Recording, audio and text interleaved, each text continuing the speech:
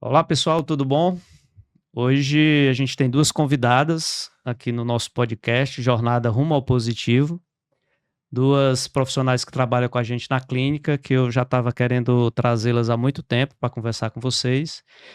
A Paula Bruno, que é a nossa embriologista, Uhum. e Camila Alves, que é a nossa psicóloga. Então eu vou passar para vocês inicialmente, vocês se apresentem, vocês se conhecem mais do que eu, então são as pessoas apropriadas para se apresentar. E depois a gente começa a bater nosso papo. Muito bem. Eu sou Camila Alves, sou psicóloga clínica, trabalho com psicologia perinatal, que são todos os eventos e as experiências que envolvem o início da vida, né? Todo o ciclo gravídico puerperal, desde as tentativas de engravidar, né? E aí, nesse percurso de trabalhos, acabei me voltando mais para a reprodução assistida. Hoje faço parte, da equipe da Clínica Concepts, né. Trabalho com essas 2 pessoas muito queridas e competentes. Bom, eu sou a Paula Bruno, sou biomédica, sou embriologista sênior, que a gente chama, né, que é embriologista aí já faz 11 anos que trabalho com reprodução assistida, já faz um tempinho. Também faço parte Sou diretora do laboratório da Clínica Conceptos. Tá ótimo.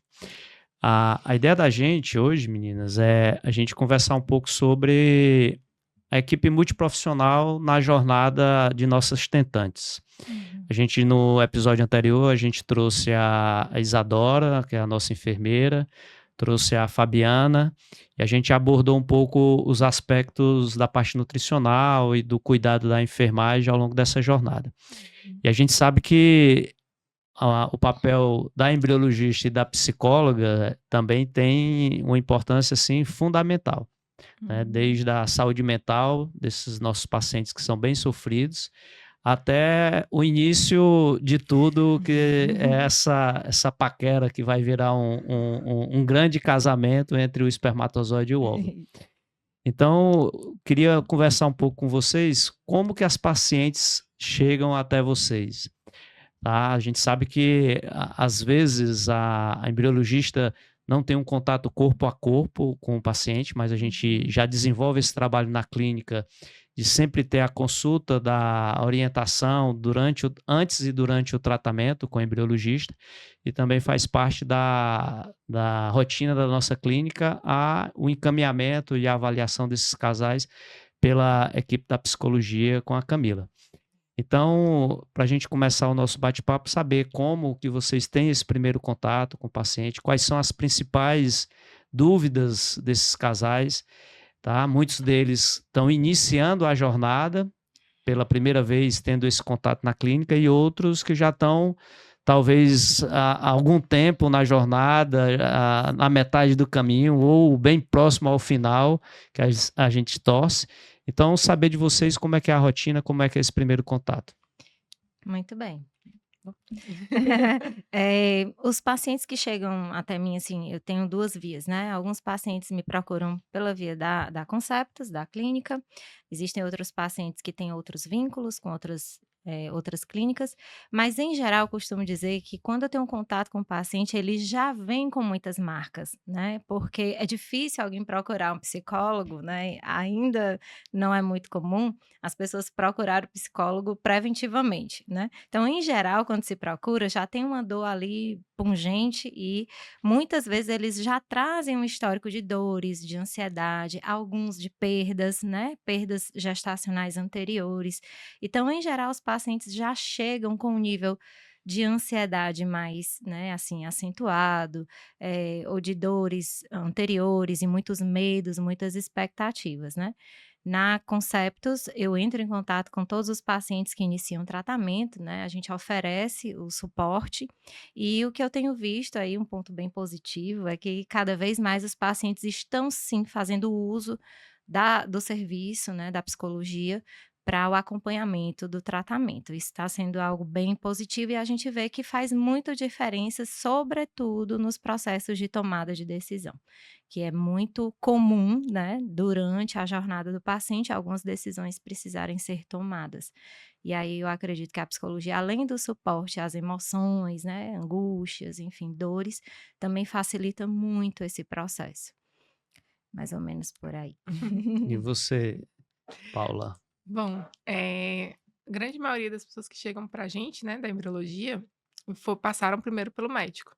Hoje, com o Instagram, às vezes isso inverte, né? Ou, por exemplo, o paciente foi fazer espermograma, às vezes ainda antes de tentar engravidar, e aí falam com a gente na clínica e se sentem acolhidos, gostam do ambiente e voltam depois para o médico. Mas 90% passam pelo médico, têm a consulta, começam o tratamento e aí sim tem o contato com os embriologistas, né?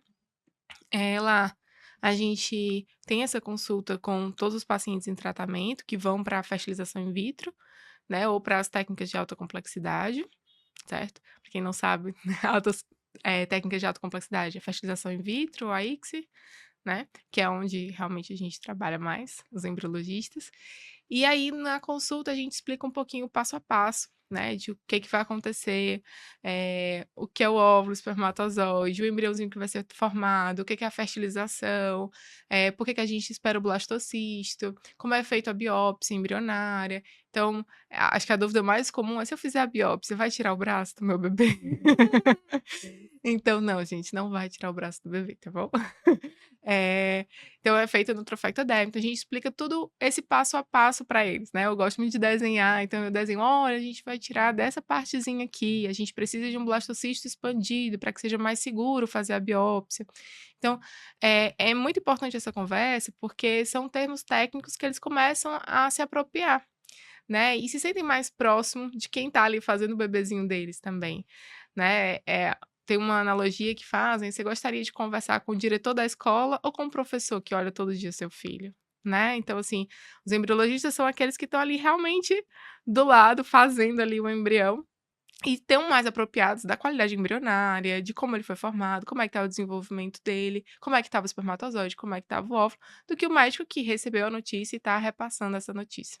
Uhum. Isso, o que motivou a gente fazer esses episódios e exatamente trazer todos os profissionais envolvidos é para a gente passar essa ideia para os pacientes, eles terem uma noção do quão é importante cada profissional no processo. Uhum.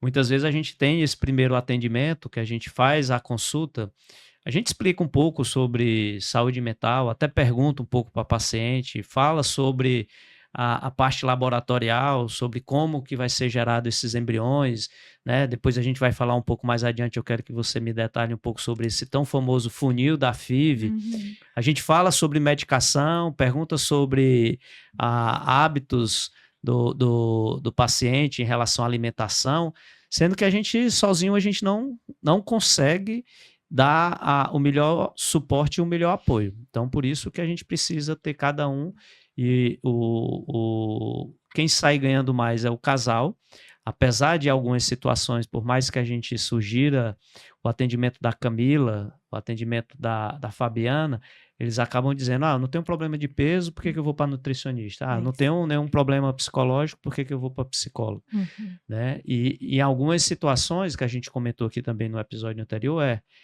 se o paciente já tem um acompanhamento psicológico, para que que eu vou passar com a Camila?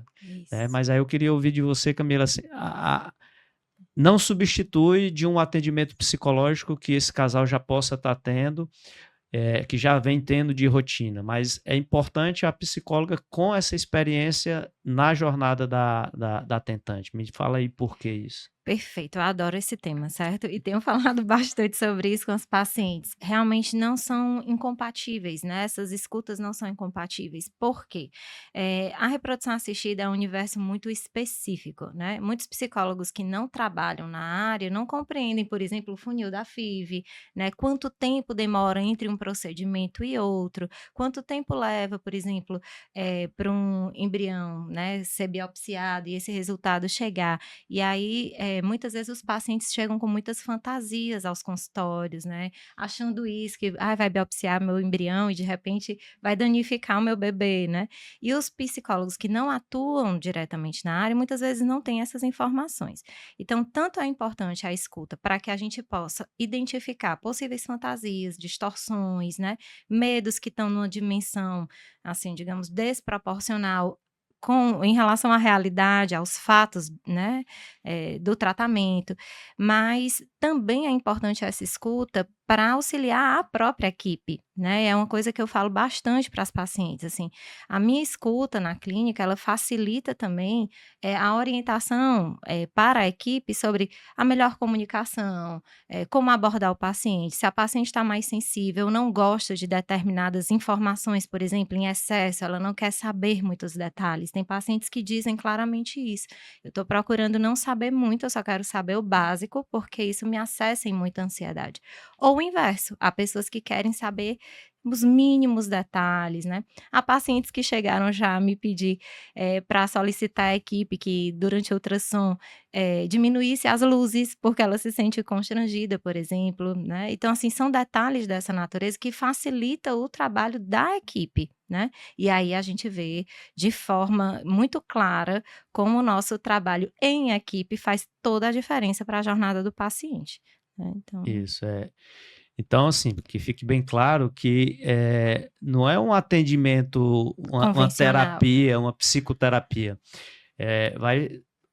O que eu imagino é que seja feito um diagnóstico não tão preciso, mas pelo menos momentâneo para Isso, orientar uma melhor jornada. perfeito. De uma forma mais clara e que vai É. melhorar essa comunicação entre paciente, equipe. É isso mesmo, doutor, inclusive tem nome para isso, certo? É? Como é É que é o ótimo, nome? a gente chama de psicoterapia breve focal ou atendimentos, emergenciais ou situações de urgência e emergência, né, mas não é a psicoterapia, sem prazo determinado, que é a convencional, né, que as pessoas estão mais habituadas, ela é breve e focal, tem um tema específico e uma duração específica também, né, nós temos uma quantidade X de sessões que nós disponibilizamos às pacientes, então não é a longo prazo, não, tem um objetivo muito específico e a estrutura do atendimento também, né, então é como se eu tivesse um roteiro específico durante a sessão e pontos específicos que eu preciso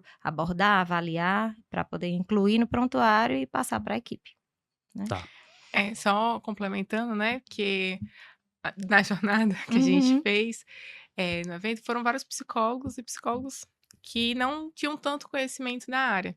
E aí, depois eu conversando com uma dessas psicólogas, ela me falou assim: "Agora eu entendi que um embrião, ele não é só um embrião". Aí eu disse: "Não, um embrião, ele é muito mais do que um embrião". Então, assim, Uhum. às vezes os psicólogos que não trabalham na área, eles não têm essa dimensão que não é só um embrião, que aquilo ali significa várias outras coisas, né.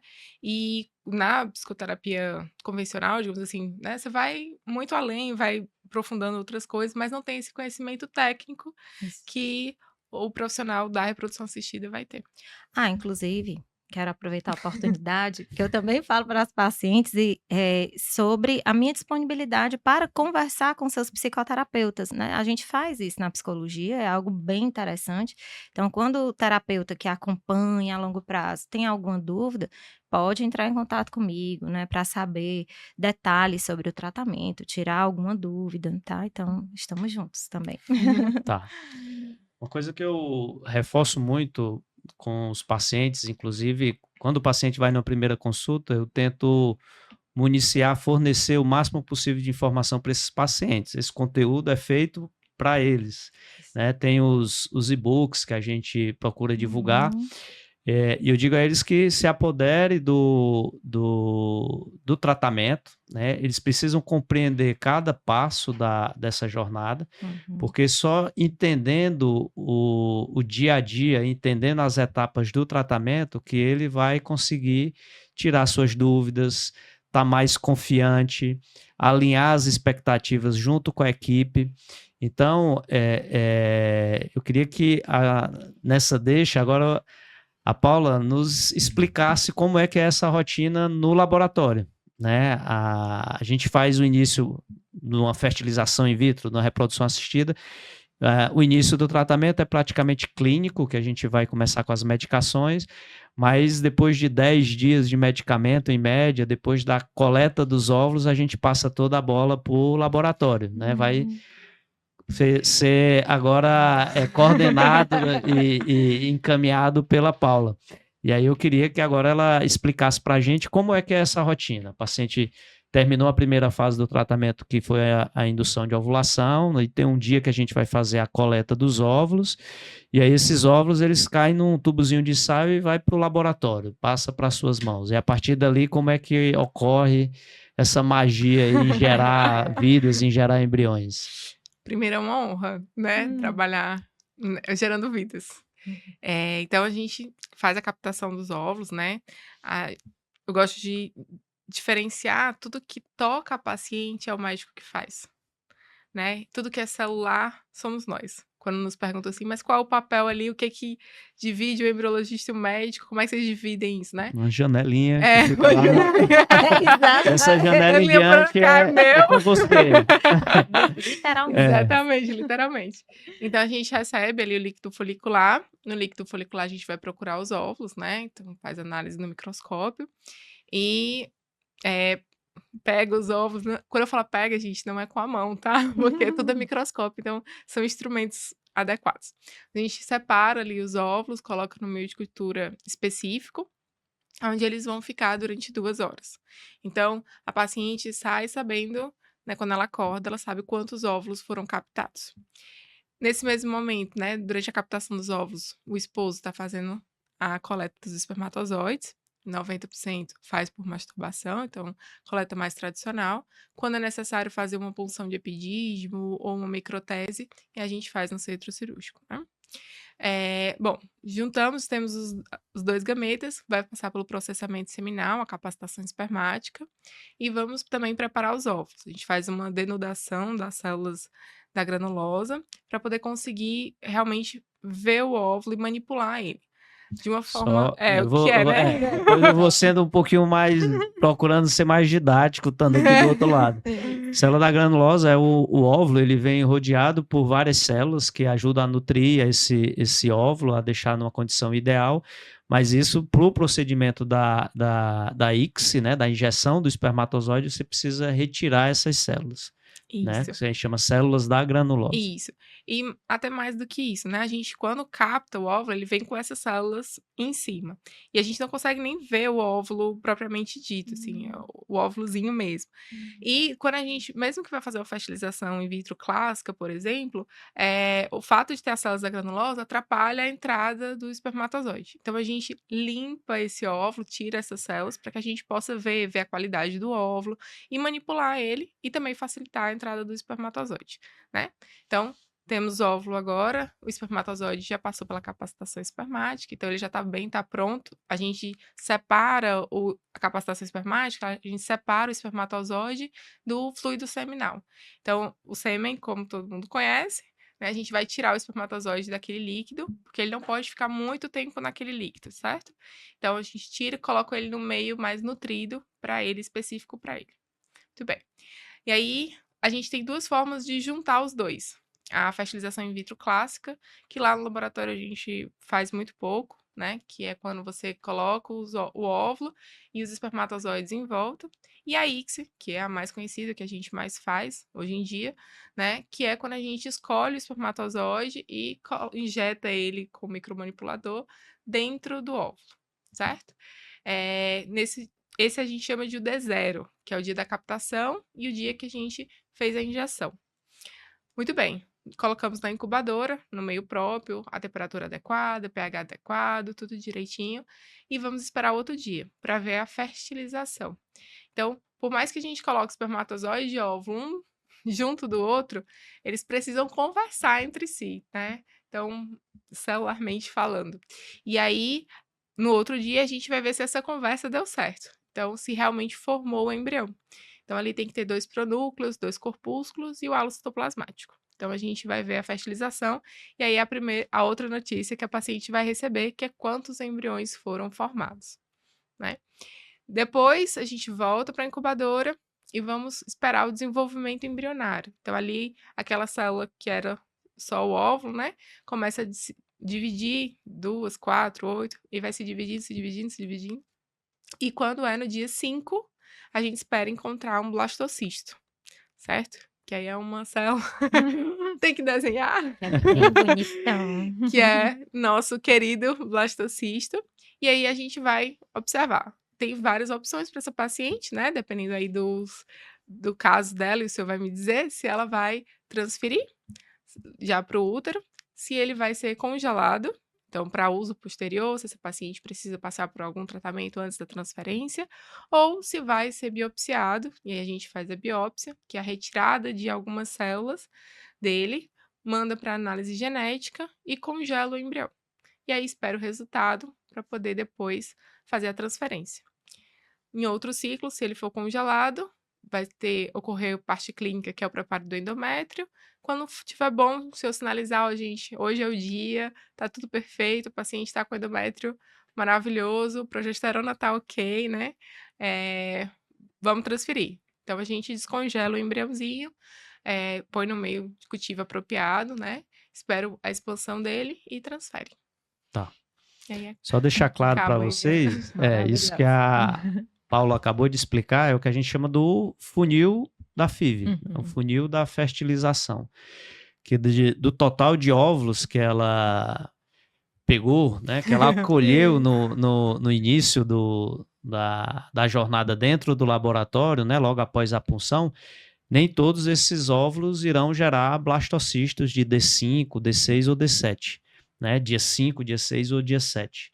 E desses blastocistos que foram gerados, alguns deles, se forem submetidos ao estudo genético, alguns deles eles vão ter alguma alteração cromossômica, alguma alteração genética que vai impossibilitar de transferir. Porque são embriões que certamente, se a gente transferir, eles não vão gerar gestações, ou pode até gerar uma gestação que existe um risco muito elevado de evoluir com abortamento. Então, isso é o que a gente chama do funil da fertilização in vitro. E é algo que a gente fala muito para os pacientes, né? A gente, na primeira consulta, na consulta que eles retornam, a gente tenta, de certa forma mostrar, né? Fazer com que eles visualizem esse funil, para eles terem uma noção, ter a expectativa do resultado.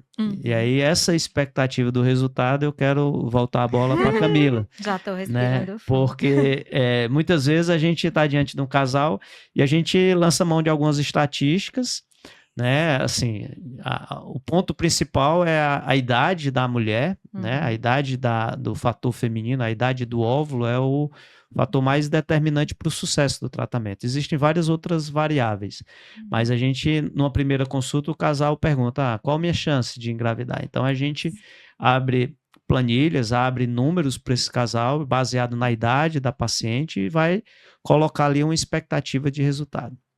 Mas o que a gente vê é que, às vezes, chega lá na Isadora, ou chega nas meninas do laboratório, e a paciente diz, sim, se eu transferir tal dia, o meu bebê vai nascer tal dia. Isso. Então, ela já está ali com a expectativa, para a gente que essa taxa vai variar ali, dependendo da idade, 30%, 40%, 50%, para aquela paciente já é 100%.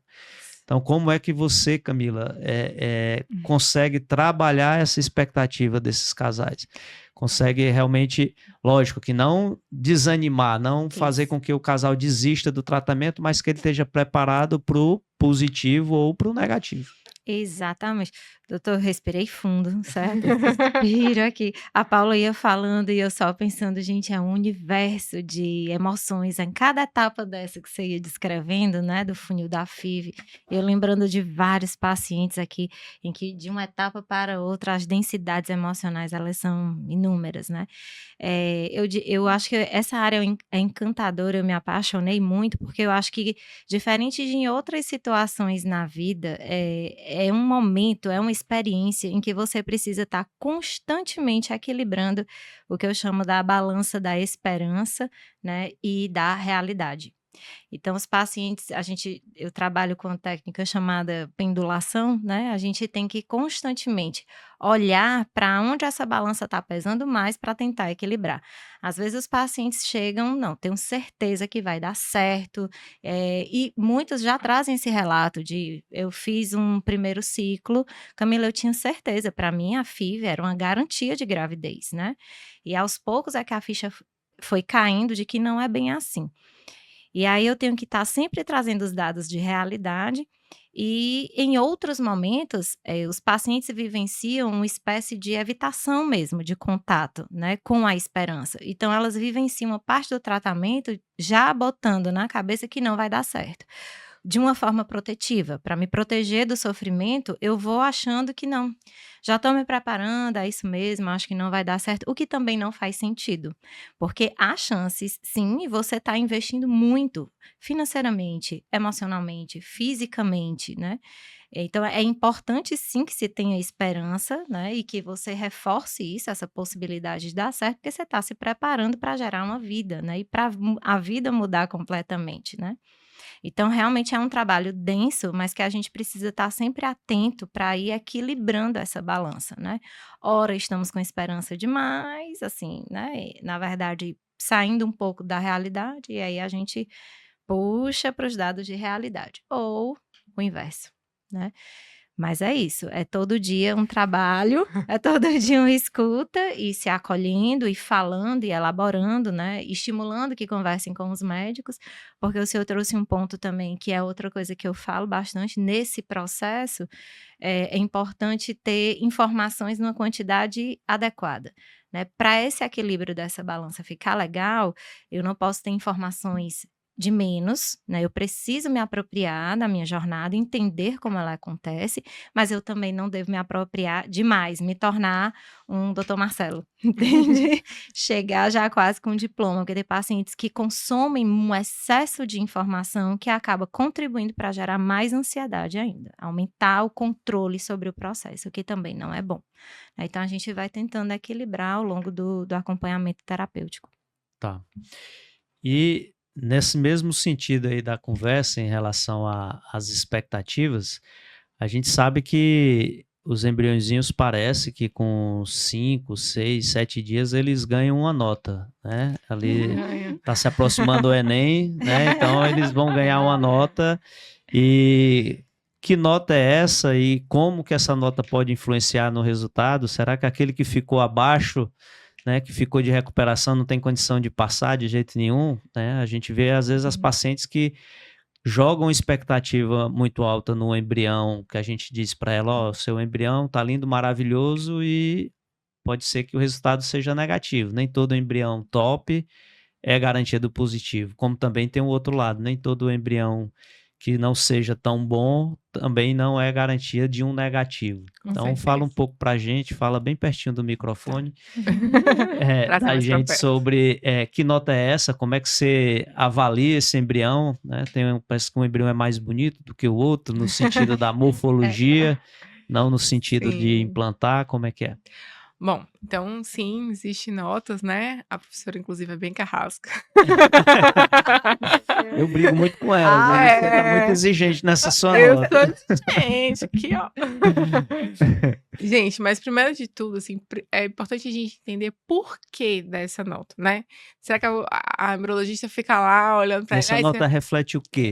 e esse é bonito, esse é feio, não é isso, né. Principalmente assim, ser bonito ou feio é uma terminologia que algumas pessoas adotaram para deixar mais simples, né. Então, ele está morfologicamente mais perto Então dentro vamos do colocar esperado, né. excelente, ótimo, bom e regular. Isso, né. O que acontece? É importante, por exemplo, se eu tenho 10 embriões para transferir, como é que eu vou escolher o embrião para fazer essa transferência? Aleatório, UNIT? Não. Então, a gente vai escolhendo os embriões que estão mais perto do esperado, ali do padrão esperado para um embrião naquele dia. Um Certo. padrão, a princípio, que você avalia no laboratório seria um padrão morfológico, é Isso. pela uma visão que você está tendo dele, não é Isso. nada que você está medindo ali no A gente meio. não. Por enquanto, essa primeira avaliação é só Isso, visual. é visual, né, morfológico. Os padrões eles são dados pela literatura, pelos guidelines e tal, né, e tem o tamanho que o embrião deveria estar, a forma que as células deveriam estar, a forma da disposição que essas células deveriam estar esperados para aquele dia. Então Vamos ser mais claro que as nossas espectadoras Mais e ouvintes, difícil. elas são São bem leigas. estudiosas. Então, Pronto. ele Então, o ganha um trofecta... número e duas letras. Isso, O número é o quê? O E grau as de... letras Pronto. são o quê? Vamos lá. Então, Se o tem embrião é ótimo, é um embrião top, qual vai ser a nota dele? Então, também não é tão simples assim, doutor. Mas vamos lá. A principal forma de avaliação é o grau de expansão, que a gente vai ter um número, né, de 1 a 6, tá? O grau de expansão, não fiquem tão preocupados em relação a isso, porque ele não prediz muita coisa. É muito mais o momento que o embrião está. Então, se eu olhar de manhãzinha, ele provavelmente vai estar um 2. À tarde, ele já vai estar 3, talvez 4. No outro dia, ele já vai ser um 6. Então, o número, ele diz muito mais o momento que eu olhei o embrião do que realmente se ele é bom ou não, tá? No máximo, vai falar se ele é um pouco mais atrasadinho ou não. Enfim. Então, primeiro vai ser um número de 1 a 6. Depois vai ser uma letra A, B ou C, que vai falar da massa celular interna, que são as células que vão gerar realmente o bebê, tá? Um conjunto, é um bolinho de células. Isso, é um bolinho, por isso que eu gosto de desenhar. Mas vamos dizer, é um círculo, e dentro desse círculo tem um bolinho. Tá. Tá? O bolinho de células é a massa celular interna, que é o que vai gerar o bebê. Então, essas células a gente espera que elas estejam todas muito bem aderidas, juntinhas Agrupadas. ali. Isso. Se tiver assim, A. Se não tiver tão aderido, já é um B. Se já tiver bem espalhado ou com muito fragmento e tal, aí ganha C, tá? Tá. Depois a gente vai para a volta do círculo, que é o trofectoderma.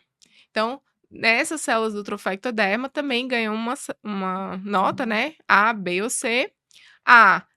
Todas essas células estão do mesmo tamanho, já estão de acordo com o esperado pela expansão, então mais achatadinhas, todas iguaizinhas e tal. Top.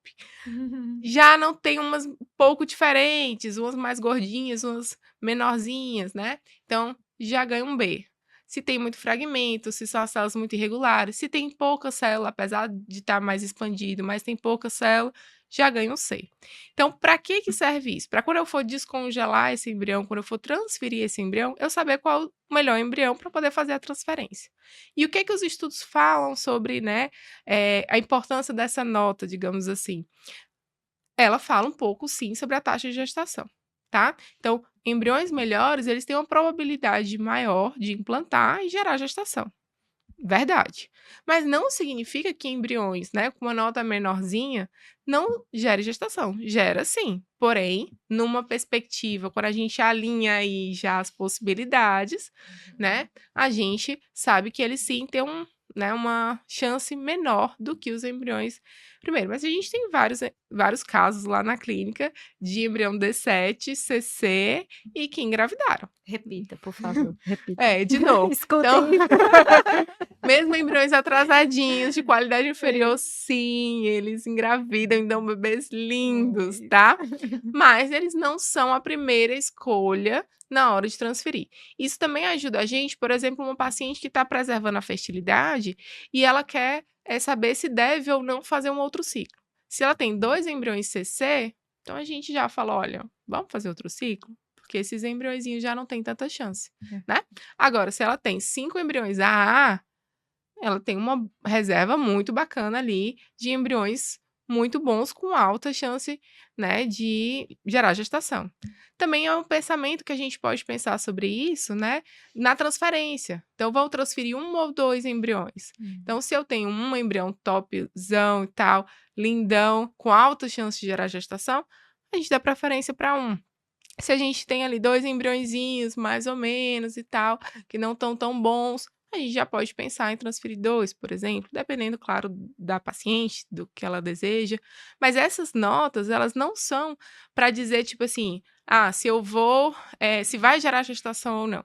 Né? Elas são muito mais para ajudar a gente na tomada de decisão, tá? Então, gente, de novo, embriõezinhos atrasadinhos que não são tão bons geram gestação, sim, tá? Não descartem eles, por favor. Então, só para a gente fechar esse assunto, para dizer que são critérios que a gente utiliza para tentar hierarquizar os embriões a serem transferidos, né? Geralmente a gente começa pelos os embriões que têm uma melhor classificação, para que a paciente tenha a maior chance nas primeiras transferências. Não que o embrião de uma nota inferior não possa gerar uma gravidez. Como a Paula falou, a gente tem muita gestação de embriões que tem 4BC, 4CC, entendeu? Então, essa é só uma forma da gente fazer essa classificação e de dar uma prioridade na transferência. E, além disso, a gente tem o que você comentou anteriormente, que seria a biópsia, né? A biópsia embrionária, pré-implantacional, que a gente chama. Que aí você vai somar um novo critério, o critério da euploidia, se esse embrião é geneticamente normal ou não. Me fala um pouco dessa biópsia, se você acha que é algo que realmente... Qual grupo de pacientes que poderia se beneficiar com essa biópsia? Se é algo que você acha que tem melhorado o resultado da gente? O que é que tu imagina da biópsia? Sim. Eu acho que sim, a gente vê uma melhora, principalmente quando a gente fala de trazer mais rápido o positivo, digamos assim, né, que é o time Ou to pregnancy. evitar... Ou evitar Isso. várias transferências, né? Porque imagine uma paciente que gerou 4 embriões, todos aneuploides complexos, ou seja, né, tentando menos termos técnicos, mas com muitas alterações cromossômicas. Essa paciente, naquele ciclo, ela provavelmente não iria engravidar.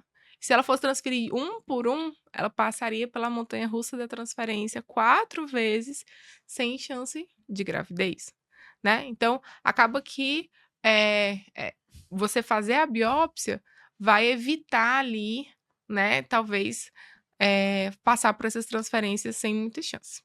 Então, é muito bacana nesse sentido, né? E o que a gente percebe? Que pacientes mais velhos, né, de idade mais Olha avançada, os termos, pois mais experientes. ou etarismo, Mais ou idade. etarismo, né?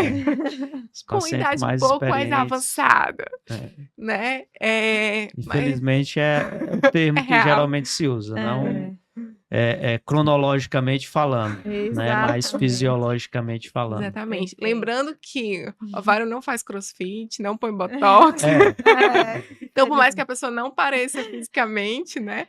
Mas o ovário tá lá, já passou ali os 40 anos dos óvulos. Bom, então, pacientes, né, que já têm uma idade mais avançada, a gente percebe que ela tem uma chance muito maior de aneuploidia. Então, é uma paciente que, exatamente essa paciente, se ela tiver todos ou quase todos os embriões aneuploides, é uma paciente que ia passar por várias transferências negativo e ia ter todo esse desgaste emocional que com a biópsia a gente consegue evitar. Claro que embrião euploide, 4AA, top, não significa 100% de chance de gravidez, né? A gente sabe que... Também não garante que ele seja geneticamente normal, né? Isso. Um embrião com nota máxima não é a de mesma D5 coisa. não necessariamente é um embrião euploide, um embrião Euploide. geneticamente normal. Isso. Quando essas notas que a gente falou anteriormente, elas são morfológicas, então é quando a gente está vendo o embrião, né? A gente não vê a genética. Imaginar que quando eu olho para uma pessoa, eu não estou vendo a genética, o DNA dela, né? Estou vendo a parte fenotípica. É a mesma coisa. Essas notas, elas falam sobre a parte morfológica. Então, o teste genético, aí sim, esse vai analisar o DNA, e aí sim a gente vai ter uma resposta de como tá os cromossomos daquele embrião. Tá. Também. Tá preparada, Camila? Bora. Eu vou agora... Perguntar a parte emocional. Pensei tanta coisa. Assim, a Paula falou pra gente, né? Já resumiu um pouco as indicações da biópsia, né? Que seriam aquelas pacientes que têm a idade mais experiente, né? Ali acima dos 35, depois dos 38 anos, principalmente, que é um grupo de pacientes que tem um risco maior de ter doenças cromossômicas. Pacientes que têm falhas recorrentes de implantação, que já fizeram pelo menos 2, 3 transferências e não engravidaram, e pacientes com histórico de perdas gestacionais, tá? E aí, nós estamos em outubro, que é o mês de combate e prevenção à perda gestacional. Perda gestacional vai desde do abortamento espontâneo, passando pelo óbito fetal, até mesmo o óbito neonatal dos primeiros 28 dias de vida, e eu incluiria no conceito até uma falha de implantação. Para paciente é uma perda gestacional. E aí a gente tem, particularmente, um grupo de pacientes que eu tenho assistido ao longo dos meus últimos 20 anos, com as pacientes com perdas recorrentes, e a gente vê que são casais bem machucados, casais bem sofridos, Uhum. e que até hoje eu não sei, Uhum. lógico que não querendo dizer que um é mais ou um é menos, mas o tipo de trauma psicológico que você encontra nos casais com perdas gestacionais e os casais com infertilidade ou falhas de implantação. Existe alguma diferença no padrão psicológico, na saúde mental desses casais? Olha, ele tá com perguntas maravilhosas. Psicólogos estão adorando, com certeza. Doutor, essa é uma das questões que a gente levanta muito essa bandeira. A gente não tem como precisar e dimensionar a dor de um casal, né? Um filho, ele não nasce só, o desejo de um filho, assim, o vínculo com a criança não nasce só quando o positivo vem. As pessoas planejam ter filhos, faz parte de projeto de vida. Então, eu tenho certeza que o senhor já ouviu bastante as pessoas chegarem no seu consultório dizendo: eu sempre quis ser mãe, né? É o grande sonho da minha vida, enfim. Então, alguns pacientes que passam por falhas de implantação chegam com dores tão profundas quanto uma mulher que perde o bebê no primeiro trimestre da gestação ou um pouco mais adiante, porque essa dor tem a ver com a forma como cada um elabora esse desejo, vivencia esse desejo, né? Eu já atendi pacientes que têm planilhas, assim, que elas sabem direitinho: se eu engravidar no mês tal, eu vou fazer o chá revelação no mês tal, o bebê vai nascer no mês tal, que tem um simbolismo Y para minha vida, enfim. Então, o universo simbólico e emocional, ele é muito mais complexo do que a gente imagina.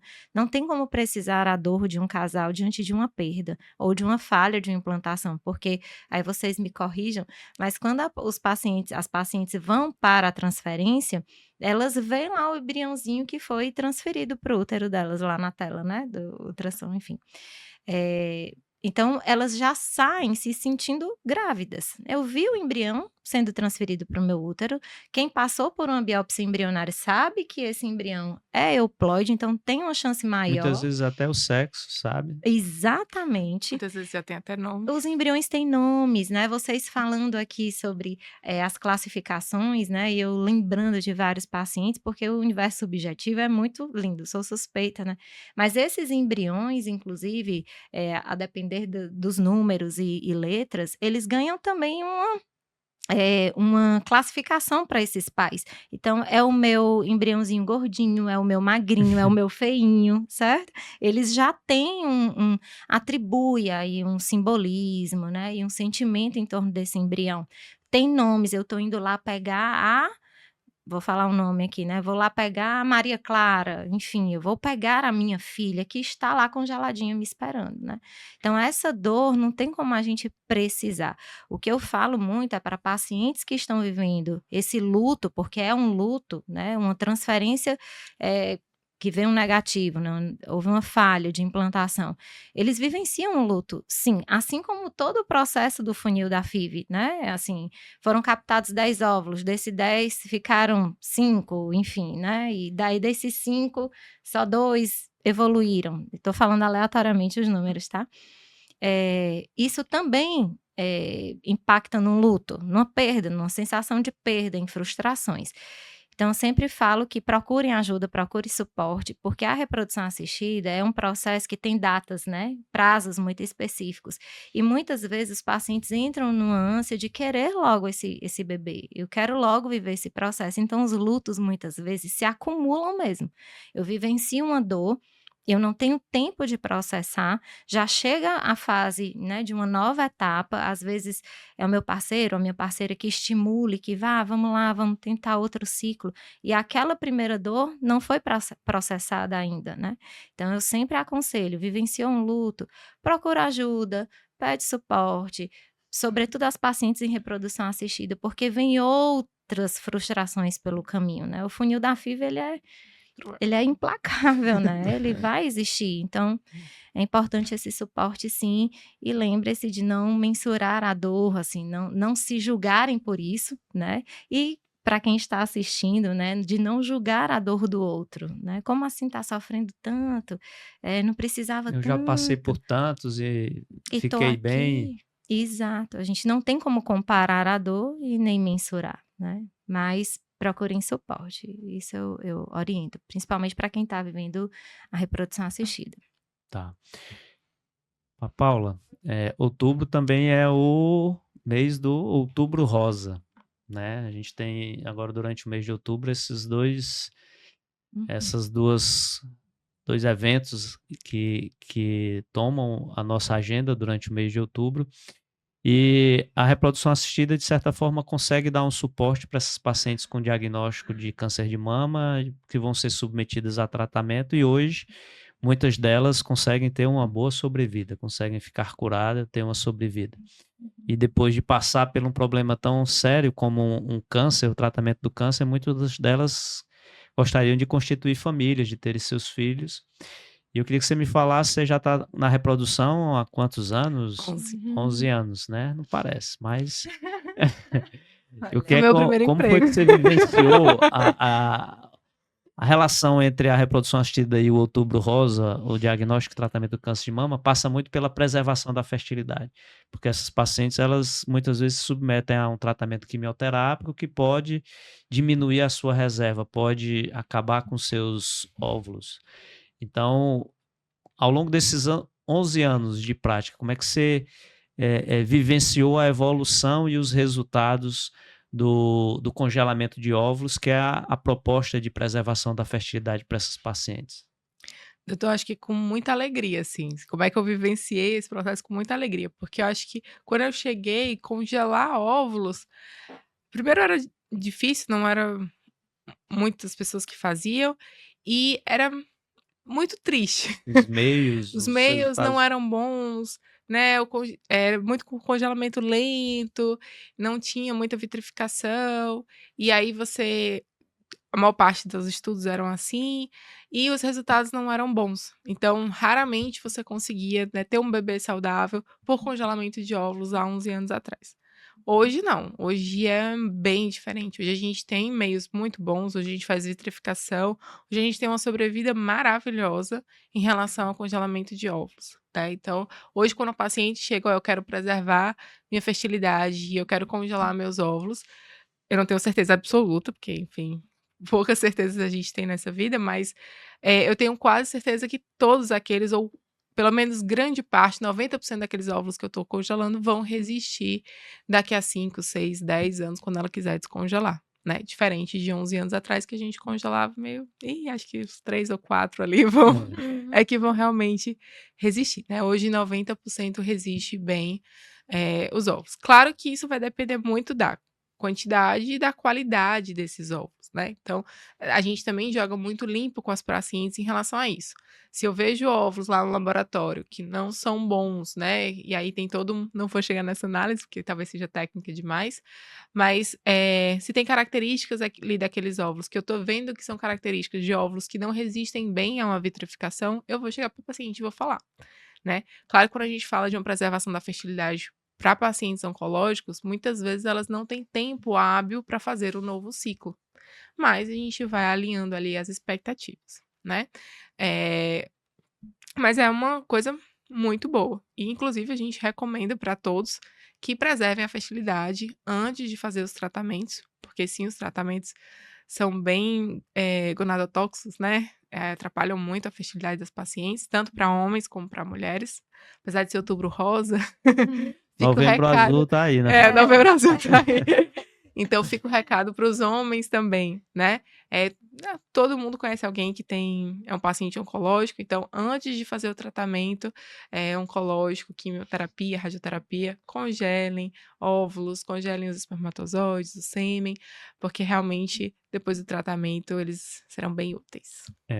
Só lembrando as pessoas que estão ouvindo, assistindo, que a preservação da fertilidade começou a preservação oncológica, né? Os pacientes que tinham uma expectativa de vida, que tinham a possibilidade de cura, começou a se propor fazer o congelamento dos óvulos para essas mulheres. Aí, com o sucesso que é bem evidente ao longo desses últimos 11 anos que a Paula está atuando, que viu-se que tá tão bom, os resultados são tão bons com as pacientes que estão tendo problemas oncológicos, que vamos passar a propor esse congelamento para aquelas mulheres que desejam adiar a maternidade, que a gente sabe que a idade é um fator limitante da maternidade. Então, é uma técnica que a gente tem utilizado bastante, a procura na clínica cada vez tem aumentado mais e que eu acho que veio para ficar. O que a gente tem que ter atenção de passar para as pacientes é que o congelamento de óvulos é apenas uma tentativa para engravidar, não é uma certeza da maternidade. Então, que outras variáveis vai depender, o resultado final, o sucesso depende de muitas variáveis, principalmente idade que essa paciente está congelando, os óvulos, e quantos óvulos ela está congelando. Então, isso a gente tem que deixar muito claro. A gente está se encaminhando para o final e aí eu gostaria que vocês falassem um pouco, né? As duas são empreendedoras também. Né? As duas, elas, no ano de 2023, elas realizaram aqui em Fortaleza a primeira jornada cearense de reprodução assistida, né? Que foi um evento, assim, fantástico, tá? No começo eu olhava assim e digo, acho que não vai dar certo. Que bom que hoje era assunto. Mas as meninas, não, nós vamos fazer de qualquer forma, tiveram um apoio assim, impressionante dos nossos colaboradores, da indústria farmacêutica, de outros, né, dá o nome chique, né, de outros players da reprodução assistida, e que foi um evento muito legal. Parabenizar vocês pelo evento de 2023 e abrir espaço para vocês divulgarem aí o evento de 2025, que vai ser a segunda jornada cearense de reprodução assistida. Como é que vai ser? Quais as expectativas? A jornada está aberta para quem? Quem são as pessoas que podem participar, né? O espaço é de vocês. Muito entusiasmo falar desse filho, né? Um filho que foi gerado, né? Assim, um sonho e que a gente conseguiu. No laboratório, por fertilização. Exatamente. Com a montanha-russa de emoções. Que estava sendo acompanhada e tratada pela... Exatamente, né? Mas foi um evento muito bonito. Nossa proposta, assim, o evento nasceu com a ideia de unir profissionais, né? De várias áreas. Essa temática que a gente está discutindo, a questão da Exatamente. multiprofissionalidade na reprodução assistida. Perfeito. De olharmos, termos vários olhares mesmo, ser um evento multidisciplinar. E para 2025 a gente quer ampliar ainda mais, né, as especialidades e as áreas de atuação na reprodução assistida, porque em 2023 nós contamos com nutricionistas, psicólogos, médicos e embriologistas, não é isso? Para 2025 teremos profissionais de outras áreas. A gente quer trazer ainda mais inovação, temas atuais, né, propor reflexões. Foi um evento muito rico e 2025 em março, vocês já deixem aí pré-agendado. A gente já está começando a divulgar, entrando em contato com parceiros, apoiadores, tá? Fiquem atentos aí aos e-mails, mas estamos bem entusiasmadas porque a ideia é expandir, trazer cada vez mais novidade e expandir, inclusive mesmo, a visibilidade para a reprodução assistida no Ceará, né, e no Nordeste. Então, para que estudantes, profissionais também do interior venham, se aproximem desse universo, que é um universo em expansão, né? Um mercado em expansão, e tem muitas oportunidades dentro da área, mas não só isso, existem muitos pacientes com muitas demandas e que exigem esse olhar integrado para que os tratamentos eles sejam bem-sucedidos, né? Em todos os âmbitos. Eu acho que a jornada foi um grande marco nas nossas vidas, né? Isso. Na reprodução assistida como todo aqui. E foi bem desafiador inicialmente, mas foi muito elogiado. Realmente foi um evento muito bacana. A gente ter essa... Eu lembro muito da cena que era exatamente o que a gente queria, que é ter embriologista, psicólogo, nutricionista, médico, todos sentados e discutindo o mesmo tema, né, com a visão no melhor para o paciente. Cada um com as suas opiniões, cada um, né, com os seus conhecimentos, mas todos voltados para o paciente. Então, ter todas essas categorias se comunicando e conversando é muito bom. E quem ganha sempre é o paciente. Então, a jornada é para profissionais e estudantes, né, das mais diversas áreas. Inicialmente, a gente é realmente para profissionais, não é para paciente, né? Então, os pacientes vão se beneficiar com profissionais melhor formados, mas realmente essa ideia não é para os pacientes irem, até porque vai ser discutido ali realmente termos bem mais técnicos. Então, é para formar profissionais. E vocês foram pioneiros aqui no Ceará, na jornada, e é algo que a gente vê que acontece em todos os outros eventos, né? A gente teve recentemente no Congresso Brasileiro de Reprodução Assistida, que foi em Florianópolis, e que há alguns anos atrás você tinha salas só com temas médicos e com temas relacionados aos embriologistas, e hoje você já tem salas voltadas à nutrição e à psicologia e que tem agenda durante todos os dias do Congresso. Antes iniciou com meio período para nutrição, meio período para psicologia, e hoje você já tem a grade preenchida dessas 4 especialidades, e que outras especialidades se juntem nessa jornada de mãos dadas em prol das nossas pacientes. Isso aí. Eu queria que, agora para a gente encerrar, que vocês mandassem uma mensagem final, né? Assim, o que é que vocês falariam hoje para um casal ou que esteja iniciando a jornada, ou um casal que já está aí há muito tempo nessa caminhada e que está um pouco desesperançoso com os resultados? O que é que vocês falariam para que eles se mantivessem? E faça aí suas considerações finais para a gente terminar. A primeira coisa que me veio foi a esperança, né? Procurem, se informem. Sem dúvida alguma, como eu falei em outro momento, o projeto de filhos, o desejo de filhos, para muitas pessoas é um grande projeto de vida, se não for um dos maiores para muitas pessoas, né? Toca em questões existenciais, espirituais, qual o sentido, né? E o que será da minha vida sem filhos, enfim. Então, é uma dimensão da vida realmente muito especial. Procurem, se informem, né, respirem fundo, né, compreendam que é uma jornada complexa, que vocês podem recorrer a suportes, né, a ter apoio. Nem todo mundo se sente confortável para dividir com a família, com amigos, parentes, enfim, mas que vocês podem contar com suporte de profissionais nessa jornada, né, e que procurem, né, procurem esse suporte em busca desse sonho. Eu diria que estamos juntos.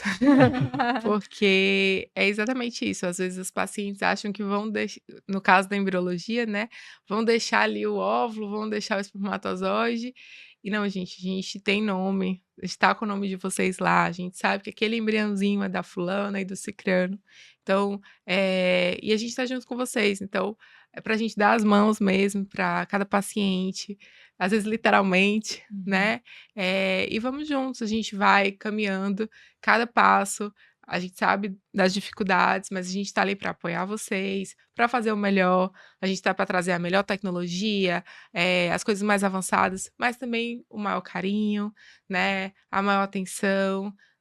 Realmente é um prazer, de verdade, fazer cada um dos embriõezinhos, cada um dos filhinhos, depois ver as famílias aumentando e ver vocês realizando esse sonho é algo, assim, muito bom mesmo. Bom, meninas, agradecer a presença de vocês, né, e deixar essa mensagem que nós estamos todos juntos para ir nessa jornada rumo ao positivo, né? Às vezes os casais podem achar, não, para que eu vou na psicóloga, que eu não tenho nenhum problema mental, né? Isso. Então, deixar um pouco de lado, né, a palavra que a Camila vai falar, muitas vezes isso vai tocar e vai ajudar na compreensão do processo, né? A Camila comenta sobre algo do laboratório, de uma expectativa, a Paula comenta sobre algo do tratamento, da parte clínica, eu comento sobre algo do laboratório, então acho que a equipe estando junta, em sintonia, né, cercando esse casal, dando o maior acolhimento e a maior chance de dar tudo certo, tá? Agradecer e a gente vai seguir nessa nossa programação, trazer outros colegas, trazer outras pacientes para estar conversando sobre o tema. Foi um prazer. Obrigada. Obrigada.